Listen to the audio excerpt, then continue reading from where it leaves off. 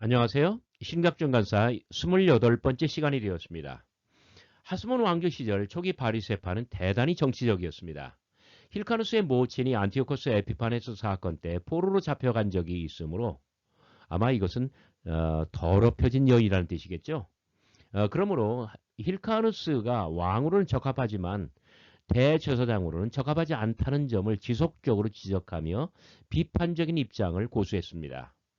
하스문 왕조의 힐카누스 때나 알렉산더 얀네우스 때나 혹은 로마 제국 시대의 헤롯 대제 때나 초기 바리새파는 이렇게 하스몬 왕조와 헤롯의 정권을 견제하는 역할을 자임했습니다.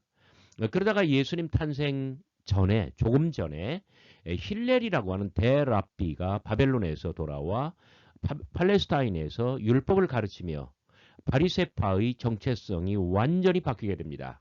이 힐렐의 해석학은 두 가지예요. 첫째, 과거로부터 현재로, 다시 말해서 출애굽의 역사로부터 예수님 탄생 무렵에 당대의 실존으로 초점을 바꾸어줍니다. 두 번째, 국가로부터 개인으로 관점을 완전히 바꾸어줍니다. 이렇게 해서 바리새파는 정치의 세계를 떠나 정결과 경건의 종교 세계로 진입하게 되는 거죠.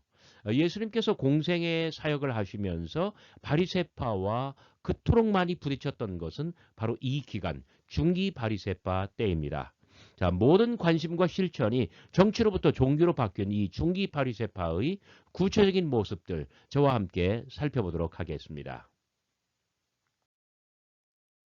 복음서의 예수와 바리새파.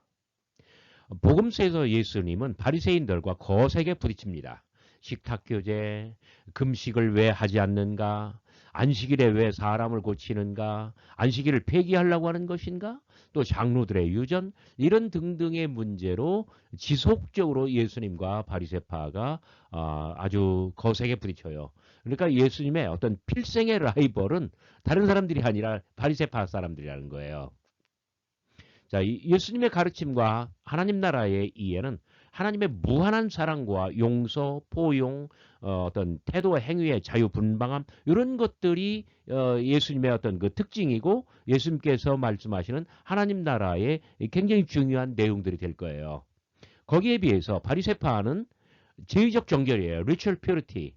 그러니까 예수님께서 어떤 자유분방하게 행동하시는 것, 그 다음에 그 하나님의 무한한 사랑으로 사람들을 용서해주고 포용하고 뭐 이런 것들이 어떤 제의적으로 정결하지 않은 사람들을 대상으로 하는 거잖아요. 그러니까 이 둘은 양자는 부딪힐 수밖에 없어요.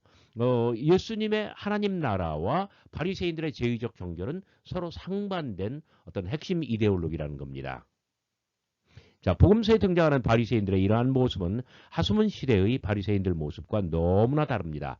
자, 왜 이렇게 됐을까요? 그러니까 예수님의 어떤 하나님 나라, 어떤 예수님의 어떤 행동 또는 에토스 이런 것들과 정반대가 되도록 바리새인들이 제의적 정결을 어떤 생활 중에 실천하는 것으로 삼았을 때 요게 이제 하스몬 왕조 때의 바리새파 모습하고 다른 거잖아요. 왜 이렇게 바뀌었느냐는 거예요. 자, 종교단체로의 변신. 자, 바리새파는 예수님 당시 혹은 이후에 초대교회 시대에 전적으로 종교적인 집단으로 변화합니다. 자, 이것이 복음서들이 묘사하는 바리새파 사람들의 모습이죠. 복음서에 나타나는 바리새인들은 그저 종교적인 목적만을 이루려는 그러한 사람들일 뿐 우리가 요세푸스에서 읽는 것처럼 막 얀네우스에게 막 레몬을 던지고 막 그럼 내가 어떻게 하랴 물어보니까 죽어라 죽어라 죽어라 하고 이런 스타일이 전혀 아니라는 거죠.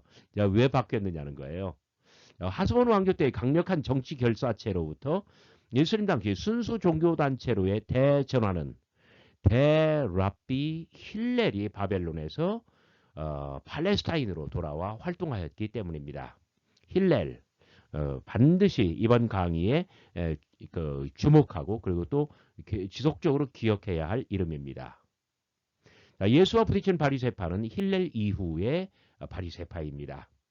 자, 초기 바리새파와 중기 바리새파가 어떻게 다른지 비교해 보죠. 자, 시대적으로 초기 바리새파는 하스몬 왕조 때예요. 물론 로마 시대의 헤롯 때까지도 포함합니다. 중기 바리새파는 압도적으로 로마 제국 시대의 그때입니다. 그리고 헤롯 대제라기보다는 헤롯 안티파스 때죠. 자, 무대는 초기 바리새파는 언제나 조정, 그러니까 왕궁이죠. 그리고 성전을 주요 무대로 해요. 거기에서 중기 바리새파는 개인의 일상생활, 그러니까 집, 뭐 어떤 시장, 또는 뭐 어떤 저작거리 뭐 이런 데예요. 자, 성향으로 보면 초기 바리새파는 철저히 정치적이었지만 중기 바리새파는 철저히 종교적입니다. 관심은 초기 바리새파는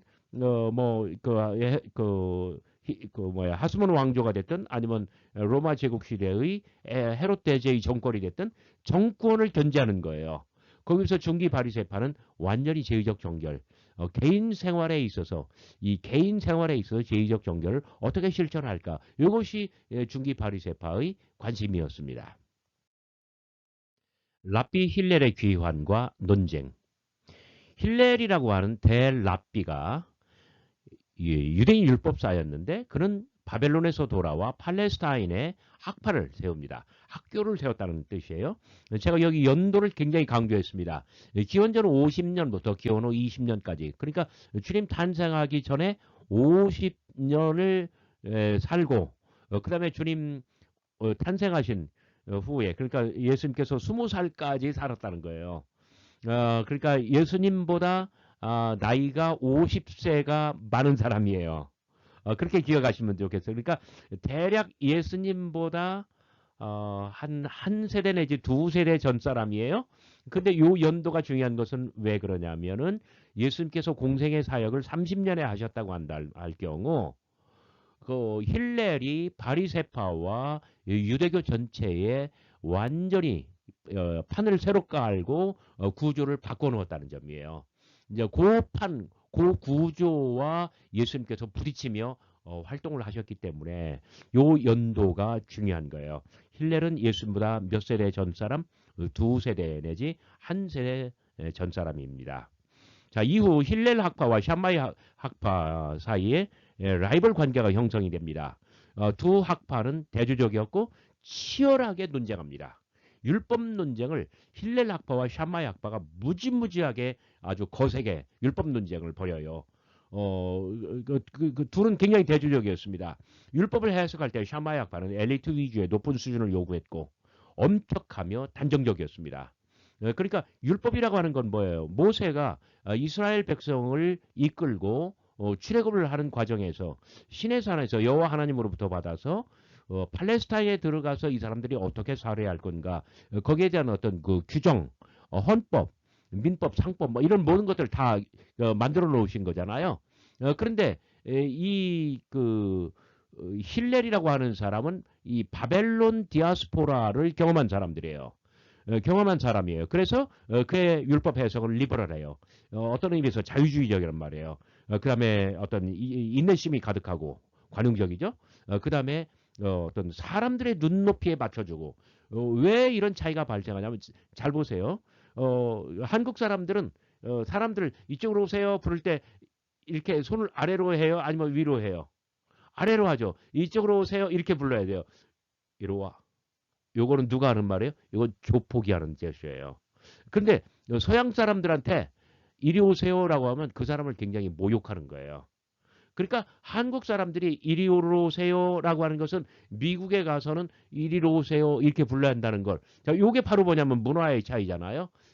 힐렐은 이 문화적인 차이점을 이해할 수 있는 감수성을 가졌어요. 그래서 만약에 오래전에 율법이 이렇게 됐다고 한다면 상황이 이렇게 과격하게 변한 시점에서는 이런 상황에서는 이렇게 해야 하는 것이다. 바로 이런 것을 아는 사람이에요. 어떤 문화의 차이점, 그 다음에 상황의 차이 이런 것들에 대해서 충분히 배려하고 그래서 율법을 조금 문자적으로 해서 샴마이가 문자적으로 율법을 해석했다면 힐렐은 거기로부터는 자유로워요. 그리고 어떤 포용성이 있고 그리고 사람들의 눈높이에 맞추고 그러니까 힐렐의 율법 해석은 대단히 파격적이었고 사람들은 힐렐이야말로 품이 큰 사람이고 힐렐의 해석은 어떤 이 새로운 시대 정신이다라고 열광했던 거예요. 그래서 샴마이가 보다 더 어떤 교과서적이고 모범적인 율법 해석이었음에도 불구하고 사람들은 힐렐 학파를 더 지지했습니다. 그래서 어떤 뭐라고 할까요? 이 논쟁에서 힐렐 학파가 이기는 거예요.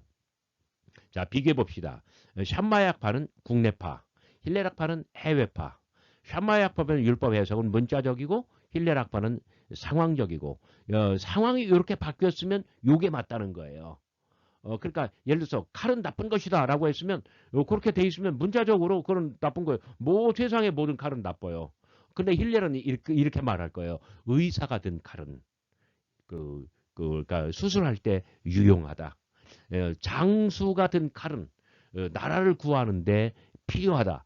요게 바로 뭐냐면 상황적인 해석이잖아요.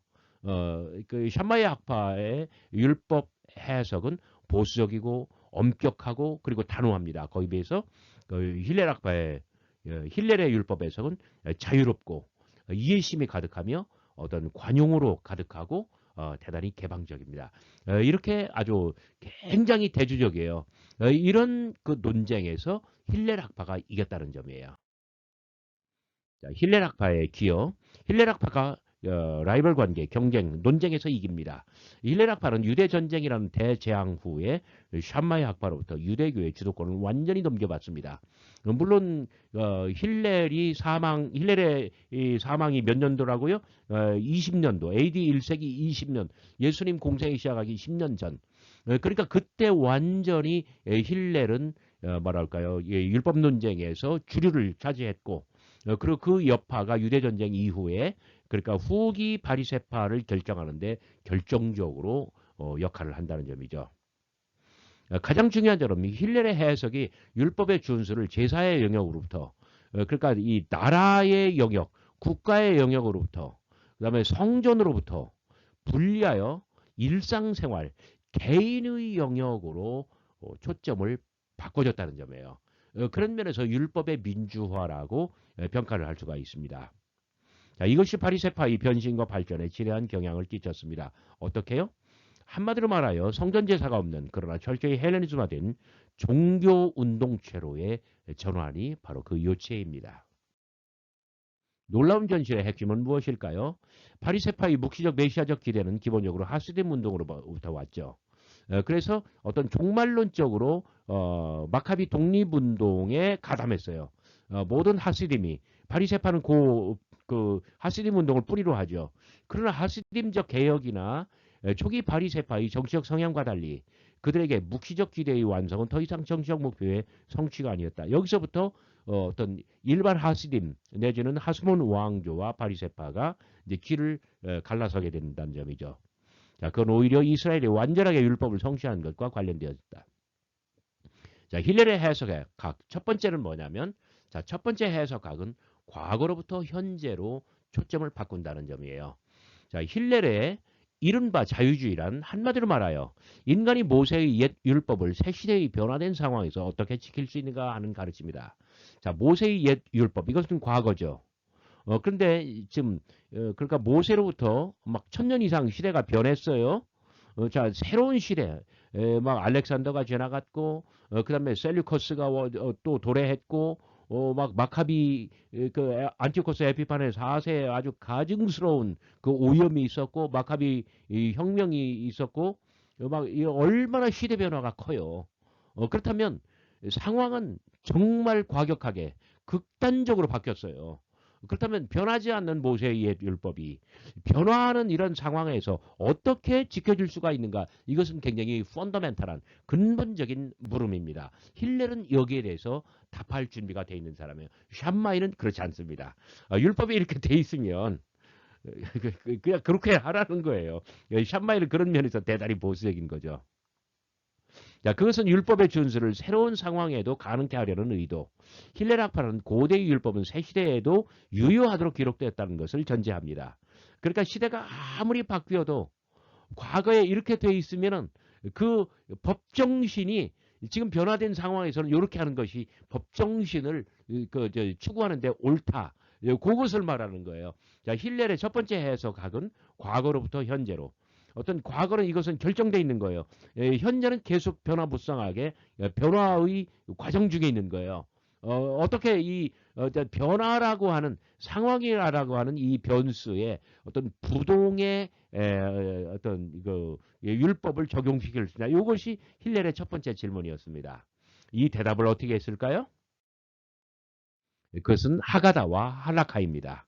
하가다는 과거의 어떤 사건이고 역사고 그리고 어떤 결정체예요.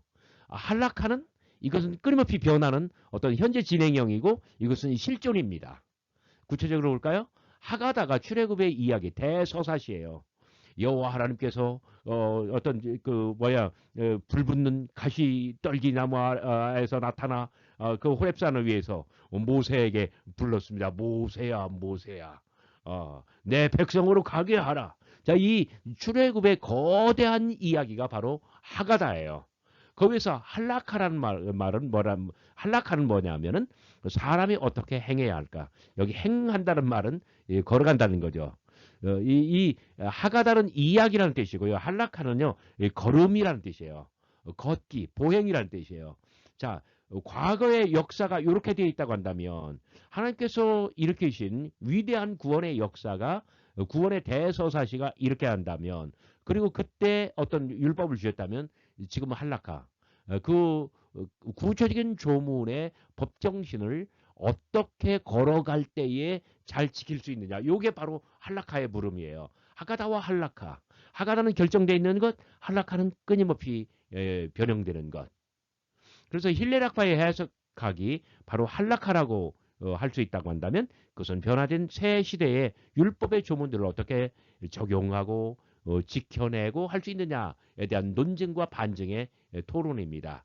그래서 끊임없이 여기에 대해서는 토론을 해야 돼요. 그러니까 뭐 예를 들어서 뭐 그 여호와를 내 앞에 우상을 두지 말라, 여호와만 섬기라라고 했다고 한다면 그것이 의미하는 것은 뭐냐? 근데 이런 것들을 끊임없이 토론하고 논증하고 반증하고 산상순에 나오는 5개의 반제는 이러한 해석학적 방법과 대조를 이룹니다. 모세는 이르기를 뭐뭐뭐라 하라고 하였으라. 그러나 나는 너희에게 이르노니 이렇게 이 5개의 반제, 그러니까 나는 너희에게 이르노니. 자, 모세와 예수 그리스도의 어떤 완벽한 대조. 요거 그래서 반제, 안티테시스라고 이야기를 하는 거죠. 그 힐렐의 해석학과 굉장히 대조적입니다. 자, 힐렐의 두 번째 해석학입니다. 그것은 국가로부터 개인으로 초점을 완전히 바꾸는 것. 궁전으로부터 개인의 삶으로, 어떤 왕궁으로부터 또는 성전으로부터 개인의 삶, 그러니까 뭐냐면은 집, 또 저작거리, 또 장터, 이런 식으로 어떤 국면이 완전히 바뀐다는 거예요. 자, 바리새파의 종교화내지 헬레니즘화와 관련된 또 하나의 해석학은 개인주의입니다. 바리새파는 율법의 준수를 성전 제사 내지 제사 공동체의 국가적 차원으로부터 개인적 차원으로 완전히 바꿔줍니다. 이 힐렐이 그렇게 바꿔준 거예요. 그들은 심지어 유대교와 상관없는 이방 사회에 사는 개인들조차도 율법을 지키는 게 가능하게 만들어 주었습니다. 개인과 나라의 운명 내지 미래가 율법의 도덕적 제의적 완성에 달렸다는 개념 자체가 바로 헬레니즘입니다. 자, 개인과 나라. 바리새파는 하나의 학파였습니다. 그래서 바리새파 유대교의 가장 중심적인 종교적 제도란 스승으로부터 제자에게 전수되는 해석의 전통. 이게 뭐냐면 랍비의 역할이잖아요. 힐렐이 자기의 제자들에게 어떤 자기의 어떤 통찰력과 자기의 해석을 제자들에게 전수해 줬어요. 그래서 힐렐 학파가 된 것이죠. 바리새인들은 실제로 누구였는가? 사두개파와 에세레파가 제사장이었다고 한다면, 자, 그러니까 성직자 계층이에요. 왜냐하면 이 둘은 모두가 다 레위지파였으니까요. 거기서 바리새파는 비레위지파, 다시 말하여 제사장 계열, 성직자 계열이 아니라 그 외의 평민 계열이었습니다. 수공업자, 농부, 상인, 그 힐렐도 요즘 말로 하면 어떤 직업이 굉장히 약한 사람이었어요. 그런데 대랍비가 됐죠.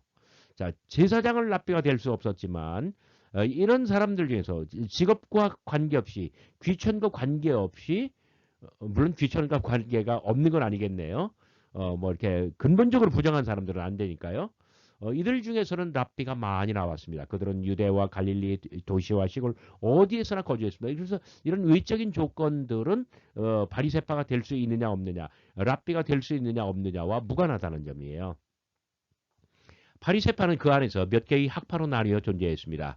힐렐 학파, 샴마이 학파 모두가 다 바리새파잖아요. 학파 안에서 가장 유명한 스승은 랍비가 되었고요. 우월감과 차별의식, 바리새인들은 율법을 알지도 않고 따르지도 않는 사람들을 무시했습니다. 자신을 이들과 구별했습니다. 특별히 율법을 알지도 못하는 무리를 무지하게 무시했는데요. 땅의 사람들, 암하레츠라고 하며 멀리 했습니다. 자기들은 땅의 사람이 아니라 하늘의 사람인 거예요. 왜? 하늘로부터 내려온 율법을 지키니까요. 그래서 땅의 사람들이라는 범주에 누가 들어가?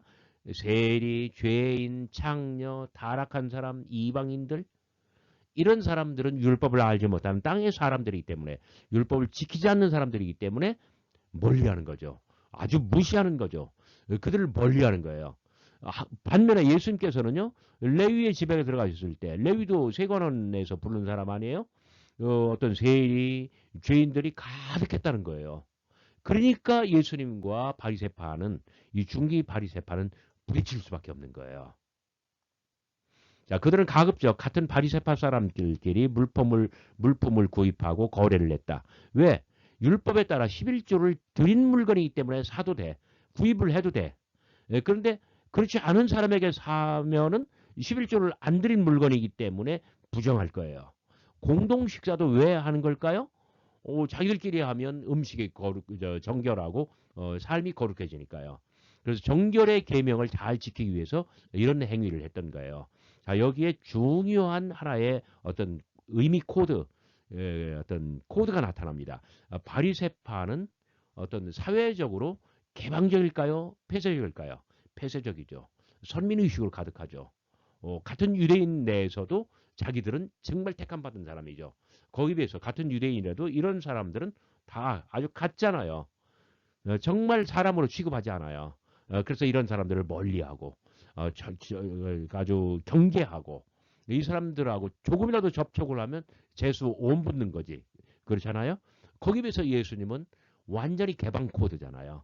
이런 것들이 예수님과 중기 바리새파를 계속해서 갈등하게 만들고 부딪히게 만들었던 거예요.